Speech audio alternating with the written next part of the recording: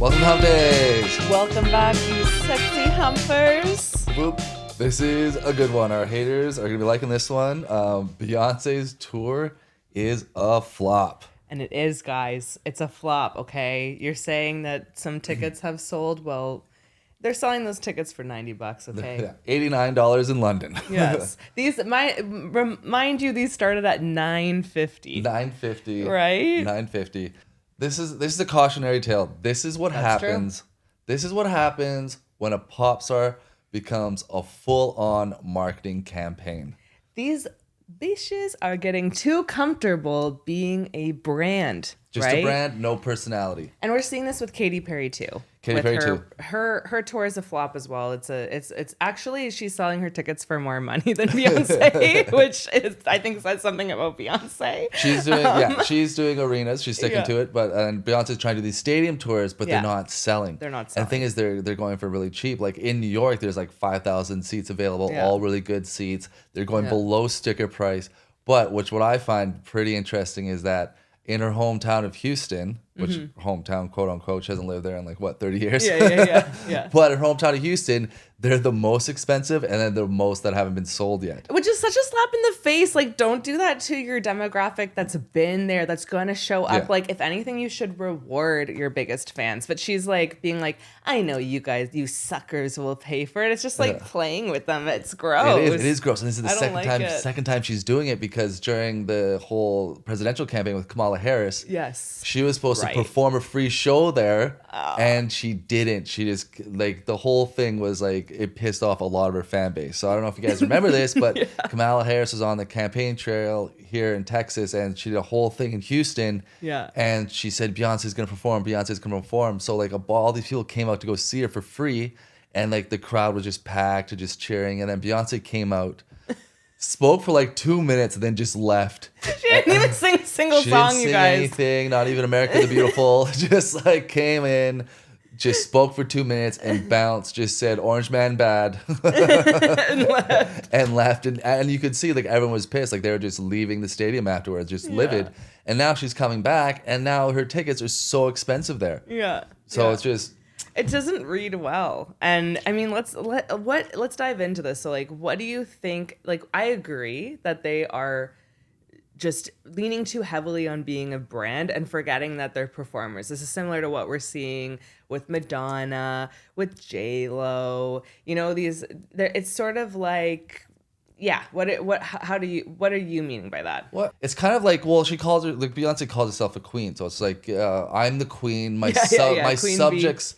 My subjects will just love whatever I do. I will just like let them eat cake, like type of attitude where it's just like whatever I do, they'll just slop it up. They'll Those slop little it up. Starving piggies below me. Katy Perry's doing a similar thing. She's also like, I'm his queen. Like, she's very like queen. I don't know. I mean, Beyonce is much more of like reigning over you, like even more disconnected. Yeah, from her I'm fans. like, you're just my subjects, and you'll accept whatever I do, and you'll love it, and you'll regurgitate anything my marketing campaign says. Exactly. You all just repeat everything I say and not think for yourselves. Yeah. And I think that's the problem, because right now, I think what makes Taylor Swift so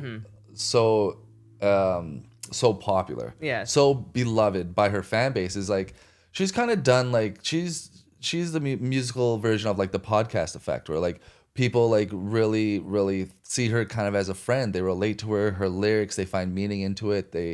They also, it's like how with podcasters, like in the comment section, like they kind of comment with each other. They have inside jokes. They have little Easter eggs and songs. And then when they go to the concert, they have bracelets, and like they have their own little fan club. And it's all kind of like organically happened in a way. You know, like it's not necessarily. I agree. I think that like Taylor Swift, she is a brand as well, but I don't think she's just like leaning on that. And I guess what I mean by that is that it doesn't feel like a boardroom of people have created and crafted each thing. Like, I would be so curious to know what Beyonce and Katy Perry would write if they went into a cabin in the woods like Taylor Swift did, with no other people, or maybe one other person to like co-write with, right?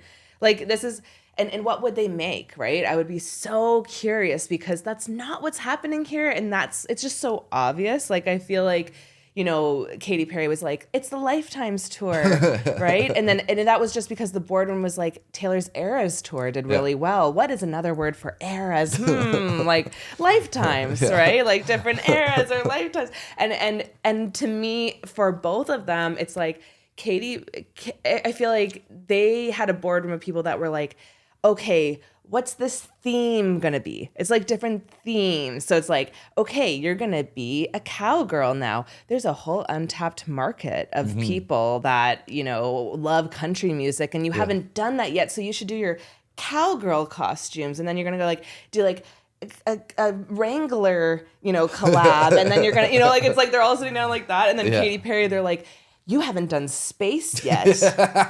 Remember how popular your Kanye Space album was? You haven't done that yet. Let's do some space. And then you're going to go to space.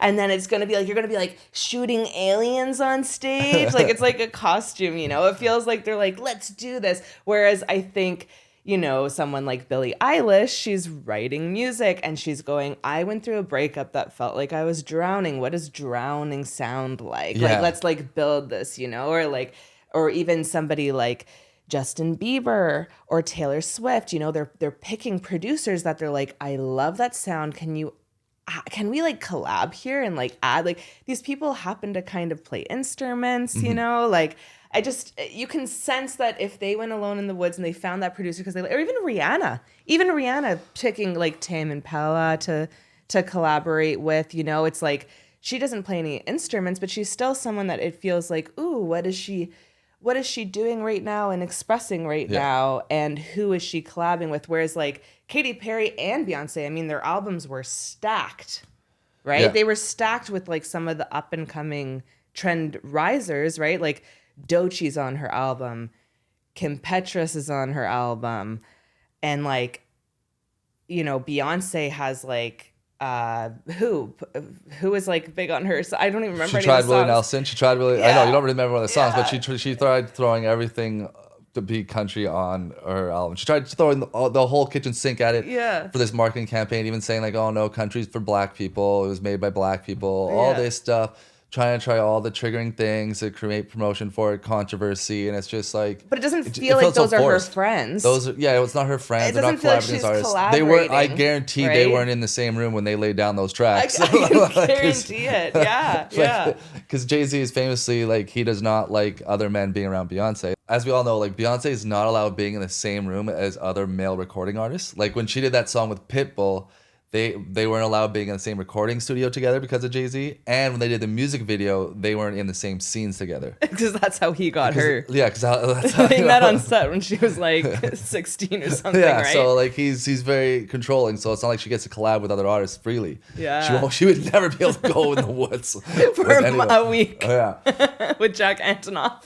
Yeah, exactly. Yeah. So, but it's not like the thing is like when Taylor Swift says, I wrote this song. Yeah. Why I wrote this song. This is what this means to me. Like Beyonce's never said that. The reason why I wrote this song is like, oh, we created a country album because this or that. It's always like this marketing campaign where it's like same with like you look at Midwest Princess. Yeah. Chappell Roan. Yeah. Chappell Roan. She writes her own songs, but like those are her lyrics because of she's had a life, she's failed, like she got signed to a record label. Yeah. Failed from the record label, got dropped, wrote songs about it, and then like her experience of dating. So like when people hear those songs, they're like, oh, I'm hearing this person's experience. Like I can. You go into another world. You go into another world. It's either like you can relate to it or you like can feel the movie being played out. Yeah, yeah. As opposed to like Beyonce's look at that horse, look at that horse. New outfit. New outfit. Get your Wranglers. I still look hot in this outfit. Brand endorsement. It does. So there's something so inauthentic about it that just keeps. Why people just don't want to go to this because it doesn't. These songs don't really mean anything to people anymore, and it's like ticket prices are so expensive. Yeah. It's just like I'm not paying $400 to hear you sing these songs that like I've probably heard at your last tour. That was like the tour that's 5 years ago. The tickets were cheaper. Yeah. So this tour that you went on 5 years ago, they're way cheaper than what they are now. Yeah. And so it's just like, why I already saw that. You're going to sing the same songs again. I'm not going to pay more money for it. Yeah, and how are you going to go on a world tour without a single hit? Yeah, just one. Texas Hold'em. If that even is one, because it lasted, what, 2 months? Like, I don't know. It wasn't number one in my mind. It wasn't number one on the... Maybe it was forced through to like all the Macy's. Yeah, it was. But I don't know if people were genuinely bumping that in their car. I gotta be real. Like, we're in Texas, we didn't hear it anywhere. Yeah, that's true. I think, yeah, that's true. Like, even we're in Austin, Texas, that's true. And we weren't hearing that on the bachelorette parties. Yeah, 5 years from now, they won't be playing that at the bachelorette parties at all. No, like, they won't. It'll be like her next tour. That'll be just one song being played from this album. Yeah. This is the Cowboy Carter Tour, and that's the thing. Like, because it's the tour for that album. You're going to have to sit through at least 5 songs from that album. Yes, at least 5. At least 5. So, like, you're paying $900 and, like, that's like 30% of that money. You're listening to these songs that you hate. So it's just like, like $200, you're spending $250 to $300 of your time on songs that you hate that you don't even know. Plus the outfit you gotta wear too. Plus the outfit you gotta wear. Factor that in. Although that's the only fun part, I would say, is that people are able to dress up for her thing as like a cowboy. Like that's kind of the fun thing. Yeah, but it's hard to go with all your girlfriends now and take it when she tries to sell them at like $9.50. But now they're like $98, which is great. That's a big difference, guys. Like that's interesting. Like I wouldn't say it's a massive success. Like the haters in the comments are saying, like, is that a success? I don't know. It feels like, they were both there. These people weren't discovered. They were manufactured. Yeah. Right. Justin Bieber discovered, Billie Eilish discovered, Chappell Roan discovered. Like these people were building their own art and own experiences. We know Beyonce was 2 when she started. Like who knows? It's sort of a Michael Jackson-y story. Yeah. Like with her parents just being like Michael 1, Jackson, 2, 3, 4. Michael Jackson will break off with Beyonce. It's just like, okay, gospel, church music. Father runs everything. Your mom runs everything. You didn't have the experience to just break off and experience things on your own. Like Taylor Swift was able to just go out and date some male actors and it's like, okay, these guys are way too sensitive. I'm gonna go date a jock. Wrote songs about it. People related to it. Chappell Roan, she grew up in a religious household, then moved out, and then that experience of just moving out on your own, like that hero's journey of like I'm packing my car, I'm moving out, and I'm gonna go chase my dreams. It's just like. And also, like, the videos that they do online. Like, Taylor Swift will send gifts to her fans. Yeah. She'll interact with her fans. Her fans on message boards interact with each other. Same with, like, Chappell Roan. Like, you see her making her songs on those shorts and she's reels very much like TikToks. A TikTok artist that rised up, and to be a TikTok artist like that, you have to be real and you have to show that kind of dirtier side. Whereas, definitely Beyonce's more tied up. Funnily enough, Katy Perry was also a pastor's daughter and went the Christian route, and then they put her in costumes essentially. Now you kiss a girl, you like it. Sexy outfits. She's even had interviews where she like broke down, kind of crying a bit, being like, "Hey, I wish I could go back to my old self." I mean, she even changed her name. That's not that weird though. Chappell Roan did that as well, but it's just inauthentic. Yeah, and it's not. And it's seems like forced upon us rather than somebody that was building something and got discovered. I feel like Katy Perry got a little bit more than that, I guess. But they're both kind of letting their team come out with everything. Like I just can't help but think that every answer Katy Perry's been giving to any interview, for first of all, the only time we're hearing from you in an interview setting, that is old school. That is a dead giveaway that your whole PR team is behind this. Like, it's not necessarily you authentically speaking. Like, I think she did do a long-term podcast with Alex from Call Her Daddy, but that is just PR. That's PR now. Call Her Daddy now is like, that's not like... It's just puff pieces. Those are pre-approved questions now. Oh, 100%. It's like, it's not even like... They used to be so good, have so much fun, but it's just like, ever since that Kamal interview, it's like, everything's pre-approved now. Like, what's going to be said. It's just like, it's not like a casual conversation with two people like meeting for the first time and just being girlfriends, having a good time. She didn't ask one interesting question. Like, she could have said, hey, I think she asked her one thing about Scooter Braun and collaborating with, or not Scooter Braun, is it? Yeah. Because who's the one with Taylor Swift fought back Scooter on? Braun, Scooter Braun. Yeah. So it's Dr. Luke, sorry. Dr. Luke. So Dr. Luke's the other predatorial one that's like Kesha and Katy Perry collaborated with him again and everything. But she collaborated with him again for, ironically, Woman's World, her single Woman's World about female empowerment. And this guy's, been, accused of abuse and kind of being the opposite of a women's champion. But she continued to work with him. And someone like Taylor Swift, she's been she's kind of did something way cooler, which is she's completely taken back the power and like fought back on that. I don't know where I was going with that. What was the original thing I talked about? I don't even know.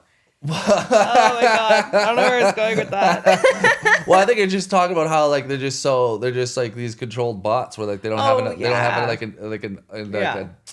she asked her a question about him, Alex Cooper, and she said that, hey, like, what about this Scooter or this Dr. Luke thing? And she was like, gave a nothing answer. It was just like, well, you know, I'm a mom.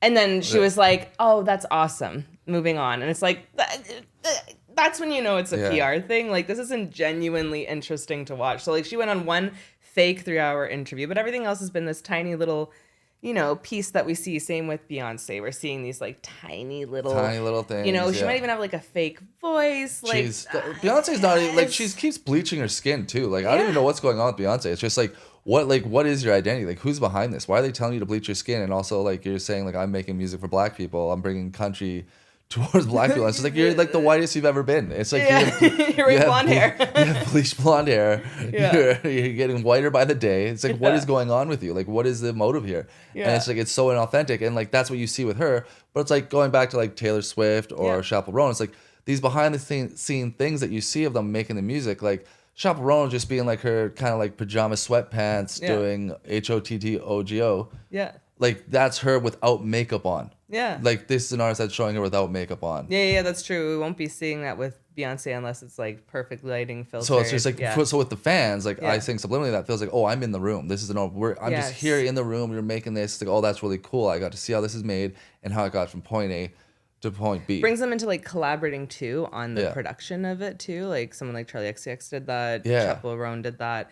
I think even Taylor Swift does that. Like she kind of brings them in for this listening party and says like, what do you guys think? And it gives the idea that and that's cool. That's engaging and interacting, right? As opposed to like, you know, Beyonce, you're my serfs. I have these 72 writers. Me and the nobles got together in my castle and we decided this is what you schlubs will like. Yeah. It feels like AI before AI. Like, you know how now we're going to have all of these like AI influencers and celebrities? Like it feels like it's just like perfect skin, perfectly placed like AI star. Like you don't get any other authentic. It feels like Jay-Z's setting it up so that she's going to be one of those like, because Kendall Jenner's become an AI. She gave away her likeness. Yeah. Who else sold their likeness? Maybe Justin Bieber. I don't know. There's a few. Pitbull, I think, may have. But it feels like he's almost setting her up for that. Or even like the way that she puts Blue Ivy out there too. Like she's kind of like, hey everyone, you hate this song, but look, my daughter. Yeah, no, you can't hate me. You're gonna hate a family. Like it's just like it's that guilt where it's like, oh, my daughter's here. You can't hate this tour. This is a bonding thing. It's just you can't hate this. And I do like that. I have to be honest. That's like out of everything she's doing, I am enjoying watching Blue Ivy dancing. It is kind of cute to see, but I do think that she is also being kind of presented the same way. Like she doesn't ever have like an expression. There's no way that you could ever get caught. You know, they're training her a similar way that Jay-Z's kind of training both of them the same way, where it's like they both are very aware of their expressions. If you notice, like you're never going to get a picture of Beyonce going like to somebody or like, ugh, like they're very like, and it's not necessarily a smile. And it's not necessarily an angry look. It's just a very neutral look. And at most, she kind of goes like this. But Blue Ivy's not talking, and I think that's intentional. Yeah, I think that is very intentional because, like, what teenager isn't expressive? Like, when is it like, do you not see whether they're bored or happy or tired? It's just like they're just known for just wearing their emotions on their sleeves. Yeah. And I think she has gone through media training. At a very young age, and like, this is what we're doing to you, and whether she wants it or not, that's what's happening. Yeah. And I think this is an empire that they're trying to build, but also with all these allegations with Jay-Z happening. Yeah. And also with the fact that like he's cheated on her with a white woman and now he's turning his wife into a white woman. It's like, it's very weird. Like, it's very weird how it's just like how you're turning your wife into a blonde-haired, blue-eyed white woman. I actually have a lot more respect for what Katy Perry's doing. You know, like in some ways it's kind of more, I think it's more fun that it looks like her tickets are almost sold out across the board. It's like, oh, less one than 1% or 2% left. And she's selling them for triple the price, but it's a smaller venue. And it feels more like, okay, you know, And I feel like in a weird way, this is almost like a JoJo Siwa effect where it's so crazy that you're just like I'm just kind of like, I want to see it.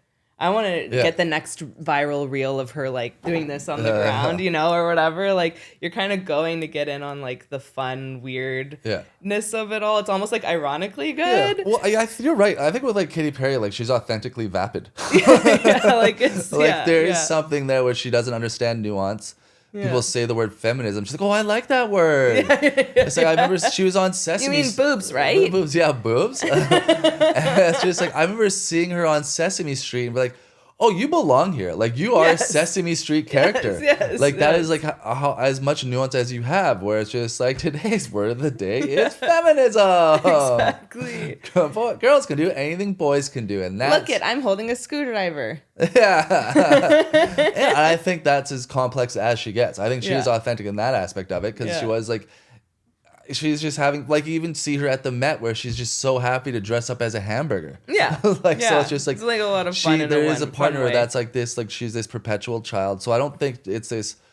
I think there is a machine behind her, but they're just telling her what to do, and she disagrees. Like, oh yeah, that does sound fun. Or like, well, Katie, if you do say this, if you do say something about, you know, what's going on in the Middle East at the moment, you might make people sad. She's like, well, I don't want to make people sad. I won't say anything. I'll go to space. You know, Katy Perry, most people that go to space are astronauts. I can be an astronaut? That sounds fun. Oh, my, yes, let's go.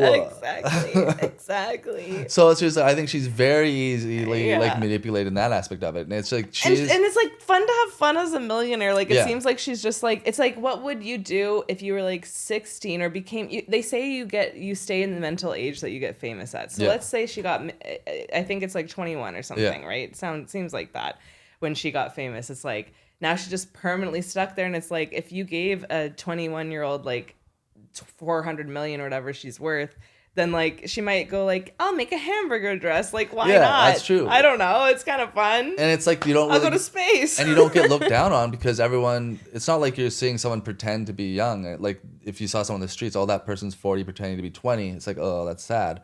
But like a lot of like celebrities, like there's a certain part of the culture that's like people want you to stay that age. They want you to still be the I kiss the girl. Sure. So they kind of want her to stay that age and that fun, not like kind of evolve into like an old mom and, you know, let her roots show. They want her to still be young, fun Katy Perry. So it's just like, it's kind of encouraged. Running around the stage. So she's like, I can still run. There's no pressure to grow up. It's not like, I need to grow up and get a real job. It's just like, no, you're still producing millions of dollars. You crushed it at the VMAs. So you had a great performance at the VMAs. It's a great performance. So it's like what she's doing is she had a good Super Bowl too. She had a great Super Bowl. Yeah. And Beyonce had a phenomenal Super Bowl as well. We'll always give her that. Yeah, we'll always give her that. She had a good Super Bowl as well. It's just the fact that they're just with Katy Perry, I think she's just hasn't had to grow up. She's Michael Jackson. Yeah. She's just perpetually in that mindset where it's like the new, like she's Katy Perry's the friend where it's just like you tell her, oh, I'm just feeling really sad, and she's a friend who's like, well, have you tried not being sad? Yeah. Have you tried smiling? Have you tried ice cream? Let's go for ice cream and smile. I know a good place that has really good sprinkles. Yeah. Exactly. So like she's that friend was just like, oh, I didn't know like you just not, she's the one that says, just try not being sad. I have a lot more. I get sad too, but then I just remember it's a choice. It's a choice to be sad. Our mental state is our physical state. Yeah. Things like that or whatever. Yeah. Like I'm trying to think of other.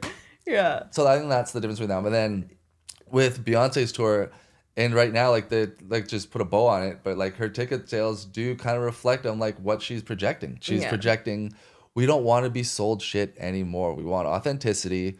We want like a true like authentic experience, and it's just like you're regurgitating the same thing over and over again. Yeah. So it's like this is the same tour as the last. This time you're just wearing assless chaps with a cowboy hat. And I just feel like I do kind of respect what Katy Perry is doing a lot more than Beyonce, because it's just like she's like clinging to the idea that she's a stadium artist, right? Where as she went down, it would be different, right? If she went, you know what?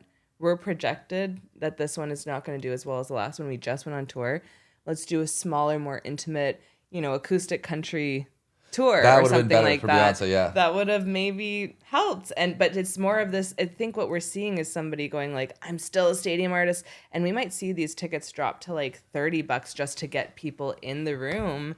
And I don't know if that feels as good as having a solid profit margin. That is a very good point, because I think people want like unique experiences. So like if you would have had Beyonce in a stripped down, instead of like going at like, she's got a great voice. She's got a great voice, but instead of doing like the stadium, instead of a stadium, doing a stripped down arena. Yeah. Or it's like, oh, you haven't seen Beyonce in an arena. She's doing a stripped down acoustic set. She's gonna do her hits, but it's gonna be acoustic. Yeah. Like, oh, I haven't seen that before. Let's do it. And she's gonna do this country album even, but it's like, this is a piece. Yeah. You know, it's like more for the fans that really understand the art she was going at, or whatever, the historical statement she was making. And there is the argument that could have made more money, but it's all about image. It's all about, oh, I sold out a stadium. They want the image. Hanging on to the stadium. There's something about her just like, I feel like they all, like, she's just so focused on like Taylor Swift. Yeah, it's that status thing where it's just like, oh, you could have made a set that didn't cost as much. Because right now she has like 3 sets, because like once she's in one town, they have to travel to the next one. Yeah.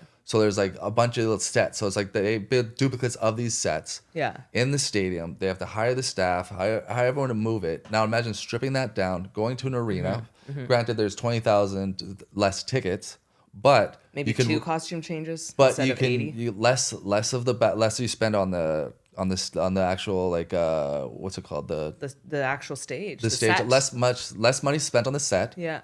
Less money spent on people that have to work the arena. Mm-hmm. And you could charge more for tickets. Yeah. Like you could charge Taylor Swift Eras Tour. You could charge Era Tour tickets. Like you could charge a lot more than what you're charging now for those tickets and make up for it. Yeah. And be like, oh wow, that was like the one time only you get to see Beyonce unplugged. Yeah. And you can have that going around, and everyone would have gone to it. You would have had people in the Midwest go for that for sure. Like, okay, I'm willing to see that. And they would have even traveled. And those clips would have gone viral, because you'd have country artists coming in and actually wanting to duet with you and working with you. But Jay-Z won't let you sit next to Chris Stapleton, so that'll never happen. He's like, you gotta get album of the year. It has to always be that we're winning. The only man that is allowed to sing next to you is 90-year-old Willie Nelson. Yes, that's true. You're only allowed to collab with him. Even then, my eyes are on you, Willie. I'm locked in. I'm locked in on you. I'm locked in, Willie. Yeah, that's true. Yep. Well, would you guys pay $98 to go to this concert? Are you gonna go? Do you think that you would have paid $950 if it was a stripped down limited seat tour? Who do you think is more cringe, Katy Perry or Beyonce? Like, comment, subscribe. Peace.